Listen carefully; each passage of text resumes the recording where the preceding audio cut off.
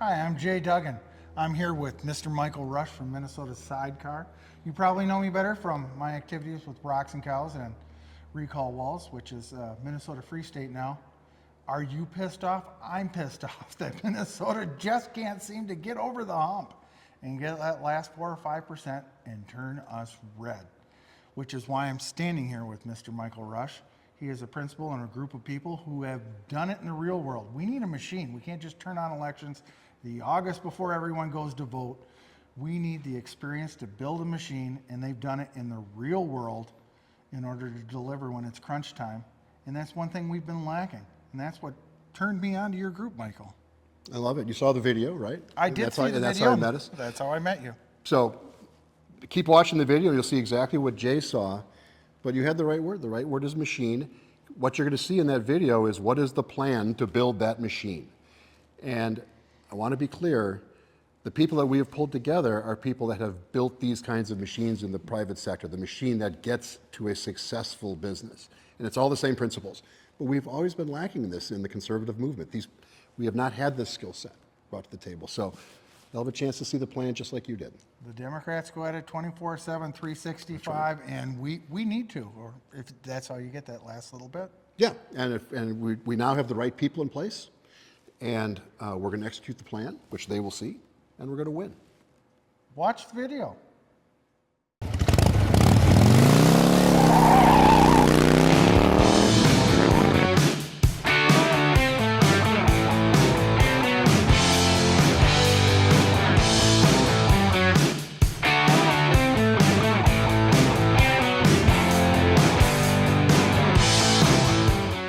The creators of Sidecar with us here today. Let's start with Michael. Michael and I have been friends for 30 years. He first introduced me when he hired me for a company which was a startup, which he took from zero to $150 million in 18 months. His background prior to Nordic Track, where I met him, was PepsiCo, General Mills, and General Foods. So a strong pedigree as a businessman. Several others, not just the 0 to 150 I talked about, other companies he's built. My point is, he knows how to win. He's done this throughout his career. Next, I'd like to introduce you to Paul Jackson. Paul has an extensive amount of experience in the political realm. Well, first he was a lobbyist for the airline industry in Washington, D.C. Then he worked on national campaign for President Trump in 2020. Prior to that, he worked for Marco Rubio's campaign here in Minnesota, where Marco won. He has a tremendous amount of experience in politics. I love, in fact, the saying, don't get angry, don't get frustrated, get a plan. Right. So how is this going to enable us to win? We've seen so many cycles of failures where we think, oh, we've got this one in the bag. Can we win? Yes, we can win. In fact, we should be winning already. It's not so much that we're being beaten in the races, we're beating ourselves in the races. But we have two huge strengths. First, we already have the numbers to win. And again, and people are going, wait, then why didn't we win? Well, I'll explain that in a little bit when we start to talk about market segments. But we already have the numbers. And the second thing is, and this is huge, as a marketer in particular, I love this, we have the issues. In poll after poll after poll, if you go issue by issue, it is the conservative position that is favored by the majority of Minnesotans and Americans for that matter. And it's a big majority. Paul, Minnesota is a quirky place when it comes to how we run our elections, right? You've explained all of this to me. The easiest way to say that is campaign finance laws. And the word campaign is in campaign finance laws for a reason. Minnesota restricts the amount of money in campaigns greatly. What that means is that in order to make an impact in a race in Minnesota, outside money coming in can make a big difference. You mentioned earlier that the Democrats do things right. They do this right. They come in with outside money. They have PACs. They have organizations that get money to candidates and, in fact, campaigns. They have the teachers' unions. They have the state workers' unions. They have liberal Democrat millionaires that donate. And they have the vehicles built to get that to the campaigns legally and affect races. Where does that leave the Republicans? Where that leaves the Republicans is we used to rely on big donors. We had a lot of great big donors in the state of Minnesota, and the lack of success in the last few cycles has scared them away. I'm amazed they stuck in as long as they did. Yeah, and I am too, but But what that does is it pushes the responsibility to the smaller donors. And the smaller donors can make a difference. But the only way a small donor can make a difference is if they're aggregated. Because as I'll talk about a little bit later on, I think we want to get into this about what do we do with Sidecar in the operational side of it. It's when the money comes in that's as important as how much.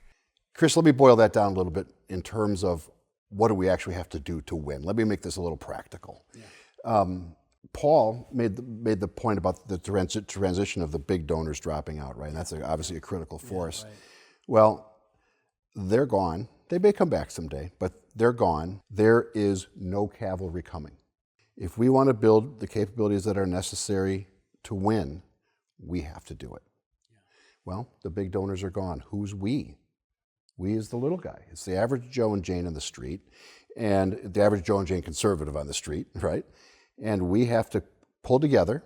We have to aggregate ourselves. That's the term I use. We have to pull together, and we have to build the indefatigable, the unbeatable force that brings the focus of the entire conservative body in Minnesota into action. That's why I like this, to be led by people who understand business and who aren't in this just to make money. They're in this to win. And I love this. That's why we brought you here. So I'll bet you've heard this 1,000 times at various get-togethers, right?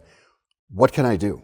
Yeah, no, I totally hear that. And these people want to get involved, but they thought they were by themselves, right? And then they found, you talk about aggregation. I mean, we just came together with 15 people, grew to 14,000 people. Yeah. And we've had, events, people get married. I mean, we've had a pretty good run. But you know what? Maybe it's time now to coalesce that and to focus it. I mean, you talk about boots on the ground. These people want to do things. They want to help. Yeah. Well, and if we're aggregated together, they can. Yeah. That's the key thing. Each of us alone can do nothing. But if we aggregate together, there's nothing we can't do. You said we can win. You said confidently we can win. Take us through how you break this down. What specifics? As a marketer, as what you know, how does that play and how can that be explained? Okay, so how does a marketer look at the world? They look at it in terms of segments. Right. So the first segment, the closest in segment, because that's the easiest one to get to, the one that's already ours, really, is registered Republicans. Uh-huh.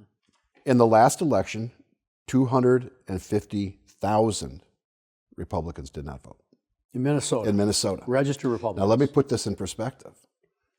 Had they voted, we would have won the governor's race, we would have won the Secretary of State, we would have won the Attorney General, because that segment gives us an indicated action.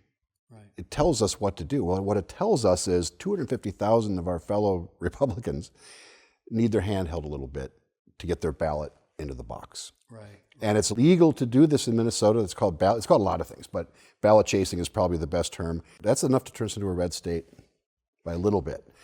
Second segment is unregistered conservatives. We have no idea how many are out there because they're not registered, but... Right. Well, that's what we saw in 2016. We saw them. Right. They had never voted, a lot of these people. Trump showed us that there's a lot of them, right? Yeah. So what do we have to do? Well, it's the same kind of thing. It's a different indicated action, but it's an indicated action. We have to get out and get these guys registered. Right. We have to find them, which, by the way, we know how to do. It's a marketing challenge. It's a database marketing challenge. We know how to do that. Two different segments, two different indicated actions.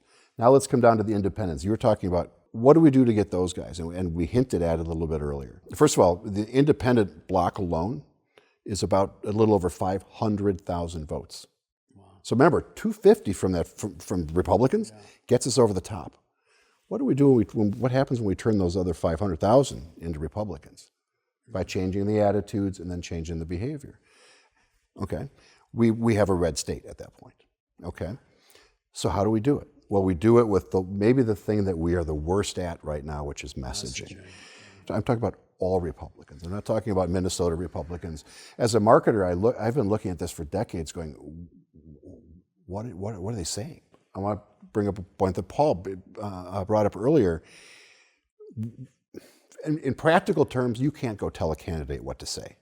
But if we have PACs, set up outside of the party, outside of the candidates, we can talk about conservatism the way it needs to be talked about. And now we're in an exercise of brand building. Because right now the conservative brand, the Republican brand, we can't brand the Republicans because we're not part of the Republicans. Right. But we can brand conservatism based on what it is and what it delivers. And we can rebrand it such that people realize those are my priorities. Just like the polls say, we change the attitude because we get them to say, those are my priorities. All we have to do is talk about it properly. When we talk about a particular issue, we have to explain the conservative position, explain what's in it for everybody, which conservatives never do. 3 different segments. We go after them with 3 different sets of tactics. A lot of boots in the ground, a lot of chances to say, what can I do? A lot of answers to what can I do to help, right? But also a chance to do some sophisticated rebranding so that the principles that people already believe in, that they already buy into, get associated with the candidates that actually support them. Aggregation is the key to the whole thing, right? It is us coming together and creating one force that we can direct into the market. So aggregation is everything. You can unite with the Sidecar aggregation in Minnesota and beyond. Visit our website, mnsidecar.com. The link is in the description section of this video. When on our website, follow us, or better yet, click on Join. You're on the way to the Sidecar aggregation. Then, amplify the Sidecar message. Watch Sidecar videos on our YouTube channel and click on Like. Subscribe to our YouTube channel and be notified when new videos arrive for viewing. Click on Share and send the link to family, friends, neighbors, and even adversaries. Minnesota Sidecar, the muscular vehicle for the conservative movement.